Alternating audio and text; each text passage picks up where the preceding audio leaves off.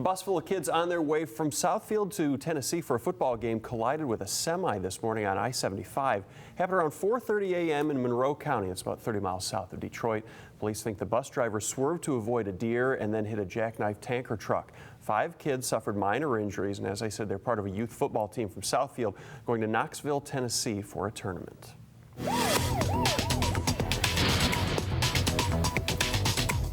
Police in Kalamazoo County are asking for your help closing out 4 different murder investigations. One case is the murder of Troy Scott. The 51-year-old was found dead in the trunk of a vehicle in November of 2009. Police say the car had been left in the driveway of an abandoned home on Gibson Street. Another death that's still unsolved is the murder of Joseph Salib. He was found dead inside his home in the 1500 block of Beacon Street back in October of 2010.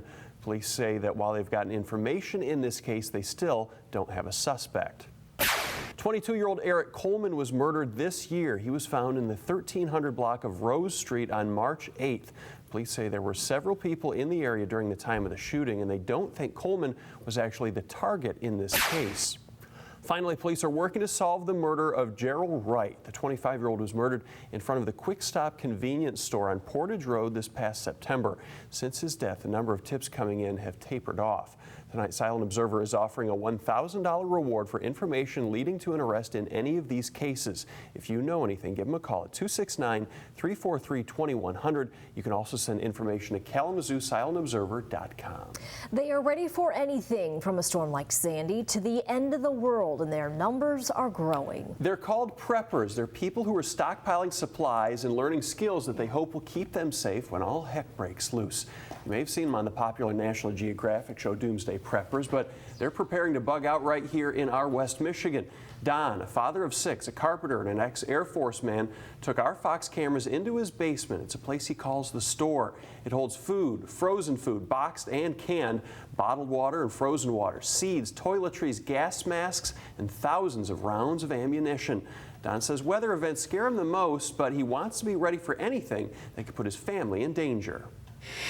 Some people just don't want to hear it because, everybody wants to think that, everything is all good. I think everything is good, but I want to know that if something does happen, we're okay. They think we're crazy. People do because they're going, they look at life differently. I look at life like I say, once again, I'd rather be proactive than reactive, Don, by the way, says he loves Doomsday Preppers on Nat Geo, but he says it's kind of extreme. Most of the people Fox 17 contacted didn't want to go on camera for fear of giving away secret locations or their identities. If you want to see the whole story, go to fox17online.com. Jen, thank you. In response to the disease that killed thousands of deer in the state this summer and fall, the DNR is limiting the number of doe permits available for the upcoming firearms season. Effective immediately, hunters on private land can only purchase 5 doe permits. Public land hunters will be limited to 2 in some of the state's hardest hit areas, including Branch, Ionia, Kent, Kalamazoo, and Van Buren counties. Because of heavy losses caused by EHD, the DNR is asking hunters to be smart about what they take this fall. It's believed that most, if not all, of the EHD outbreaks have come to an end because the recent cold weather should have killed the midge flies that spread the disease. Firearm deer season in Michigan starts November 15th and runs through the 30th. The people sleeping out for the Twilight movie. Yeah. I read a gaming site said that 26% of people surveyed said they would either skip school or work today to play Call of Duty. Are you more excited about that or Twilight? Well, I don't want to spoil it, but I do have a little spoiler on how Twilight ends. Let's just say Suzanne Plachette is there, and I was going to say, don't you dare. Because it is different from the books. I guess that's the whole thing. Big gamer. I wouldn't know the books either. So. Big gamer right here. Oh, yeah. Michelle DeSalvo. That's why she came in late today. Yeah, that's right. She's got a little extra stuff under the eyes because she was up all night. Up all night playing it. A Navy vet in Detroit gets a great deal on a house, but when she tries to move in, she finds a squatter was already there and that guy wouldn't leave. Tamika Jones bought the house near the Grosse Pointe border at a tax auction for less than $3,000. She was finishing the paperwork when she noticed that a squatter had just set up shop inside. Now, Tamika assists vets in finding jobs and housing and left a note offering her assistance to the squatter, but he won't budge and has now cut off all communication with her. He called me on the phone after he saw the note and gave me a story about how it was his uncle's house and he didn't have anywhere to go. I offered to give him money to leave, maybe pay him for the things that he brought into the house. He cut off all communication and changed his phone number. Jones won't get the deed to the house till late next week and says she hasn't been able to get any help from the police either.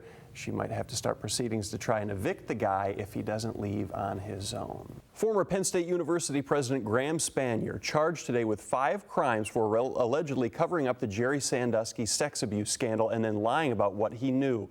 The Pennsylvania Attorney General called it a, quote, conspiracy of silence as she levied 5 charges against Spanier earlier today, including perjury and child endangerment. Spanier resigned as university president last November in the wake of the sex crime allegations against former football assistant Jerry Sandusky. 2 other former university officials, Vice President Gary Schultz and Athletic Director Tim Curley, are also facing new charges of obstruction of justice, conspiracy, and child endangerment. Both men had previously pleaded not guilty to charges of failure to report abuse and perjury. Meanwhile, Jerry Sandusky is now being housed at a maximum security prison in southwest Pennsylvania. Sandusky was moved there yesterday, mostly because of his notoriety.